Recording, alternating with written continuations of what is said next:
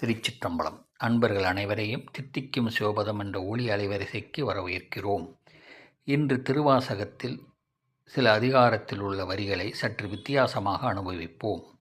சிவன் அவன் என் சிந்தையுள் நின்றாதனால் அவன் அருளாலே அவன்தாள் வணங்கி.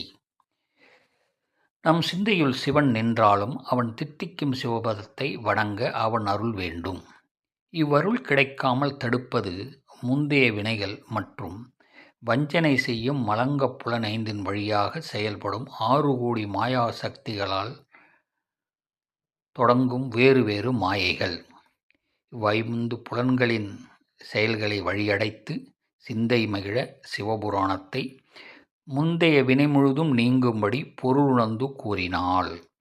மீண்டும் வாரா வழி அருள் புரியும் சிவன் அவன் சிந்தையுள் நின்றாதனால் அவன் அருளாலே அவன்தாள் வணங்கி அத்தித்திக்கும் சிவபதத்தை உணர்ந்து அனுபவிப்போம் என்பது உறுதி.